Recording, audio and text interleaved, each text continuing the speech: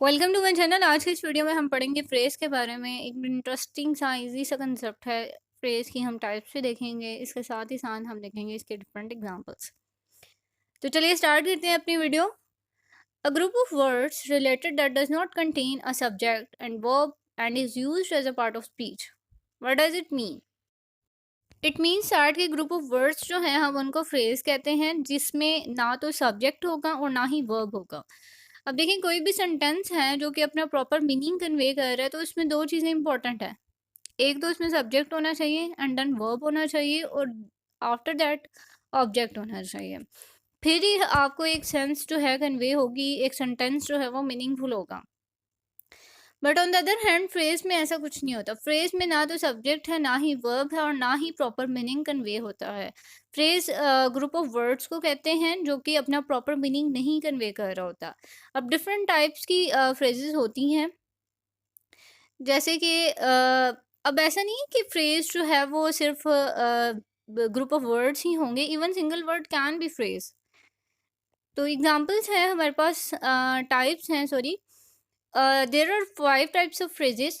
सबसे पहले है noun phrase, then verb phrase, then adjective phrase, adverb phrase and prepositional phrase, right? तो इसकी एग्जांपल है। अब हमें कैसे पता चलेगा कि कौन सी फ्रेज नाउन है, कौन सी वर्ब है? तो इसका मैं आपको बताती हूँ। देखिए, फर्स्ट एग्जांपल है the young student. Obviously student किसको कहते हैं? स्टूडेंट नाउन है ना। तो आपने देख लेना है कि जिस ग्रुप ऑफ सेंटेंसेस में नाउन यूज हो रहा है वो नाउन फ्रेज हो जाएगी। जिसमें मेन वर्ड जो है, हेड वर्ड जो है वो नाउन होगा ना, वो नाउन फ्रेज होगी। ठीक है। तो यहाँ पे हेड वर्ड क्या था? स्टूडेंट। नेक्स्ट है हमारे पास वर्ब फ्रेज। अब यहाँ पे सेंटेंस है हमारे पास हैज बीन रीडिंग। रीडिंग ये जो है मेन वर्ब है, सॉरी मेन वर्ड है।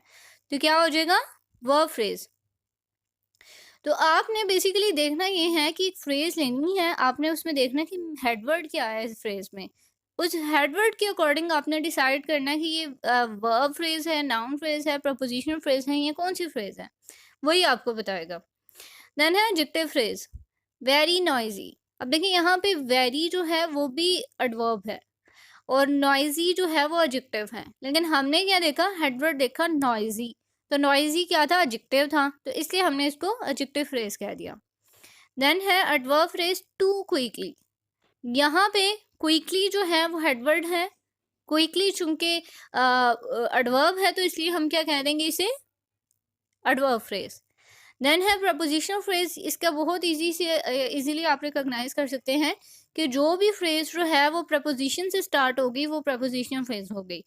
जैसे कि आप ऑन द टेबल, उसके बाद अंडर द टेबल, और इस तरह की जो फ्रेजेस हैं ना, ये प्रपोजिशनल फ्रेजेस होंगी। यहाँ पे है आफ्टर द मैच, तो इट मीन्स दैट कि फ्रेज जो है वो स्टार्ट हो रही है आफ्टर से, तो ये क्या है? प्रपोजिशनल फ्रेज, क्योंकि आफ्टर जो है वो प्रपोजिशन है। तो ये इजी सा कंसेप्ट था। इसके अलावा हम डिटेल से भी फ्रेजेस को डिस्कस करेंगे वन बाय वन, उसके अलग वीडियोस आपको मिल जाएंगी। तो इससे रिगार्डिंग आपको कोई क्वेश्चन है या कुछ भी शेयर करना चाहते हैं, मुझे कमेंट सेक्शन में बताएं। अपना और अपने प्यारों को बहुत सा ख्याल रखिएगा। मिलते हैं नेक्स्ट वीडियो में।